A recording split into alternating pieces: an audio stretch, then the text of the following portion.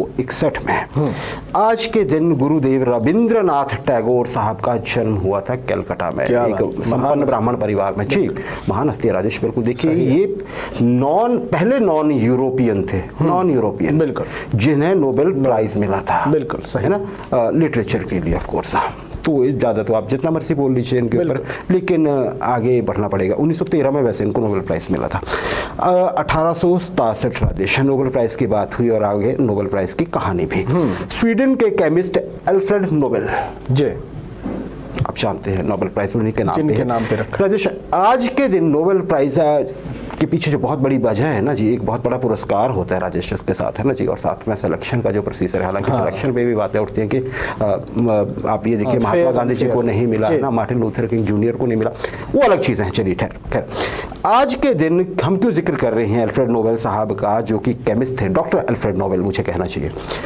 आज के दिन इनको इंग्लैंड में एक पेटेंट मिलता है, और वो पेटेंट मिलता है डायनामाइट पे, वही एक सब्सटेंस, वो धमाका करने वाली वस्तु, एक्सप्लोसिव, जिसकी वजह से इनकी कंपनी ने बहुत ज़्यादा पैसे कमाए। क्योंकि होता था राजेश, है ना, पहले कोई चीज़ बनानी है, सड़क साफ करनी है, कुछ भी करना है, तो आपको वहाँ पे पत्थर तोड़ने होंगे, आप फिजिकली तोड़ते हैं, मशीनरी वैसी नहीं थी। क्योंकि डायनामाइट ने जो है ना जी, उसके इस पेटेंट की वजह से जो था, ये इसमें नाइट्रोग्लिसरीन जो आप समझते हैं, उसका सब्सटेंस सारा कुछ है ना, इसके साथ मिला के उन्होंने इसको इम्प्रोवाइज करके किया। राजेश, एक चीज ध्यान रखने की है, आज इनको वहां पे पेटेंट मिला। अब देखिए, बात कर रहा हूं मैं 1867 की, महात्मा गांधी जी इसके 2 साल बाद पैदा हुए थे। पेटेंट वहां पे उस जमाने में दुनिया पेटेंट ले रही थी। हमारे यहाँ अभी भी बहुसंख्यक लोगों को पेटेंट लेने का पता नहीं है। सही है, एक तो बात यहाँ देख लीजिए आप, जागरूकता की। राजेश, बहुत पैसा कमाया अल्फ्रेड नोबेल साहब ने डायनामाइट के बाद, क्योंकि उन्होंने किसी को भी बनाना है, पेटेंट इनके पास है, फॉर्मूला इनसे लेंगे, कहीं भी बनाएंगे, इनको पैसे देने पड़ेंगे। बहुत ज़्यादा धन कमाया इन्होंने, है ना। हालांकि इन्होंने ऐसा नहीं था कि ये उसको बॉम्ब की तरह यूज़ करना चाहते थे, बनाया तो उन्होंने, क्योंकि ये खुद इंजीनियर थे, एंटरप्रेन्योर थे। इनके भाई थे राजेश, लुडविग नाम था उनका, और फ्रांस में उनकी मौत हो गई। अखबारों को गलती से ये लगा कि इनकी मौत हो गई अल्फ्रेड नोबेल साहब की, लुडविग नोबेल की जगह, और उन्होंने छाप दी खबर, और साथ में ये लिख दिया, इन्हें ये कह दिया कि मर्चेंट ऑफ डेथ थे।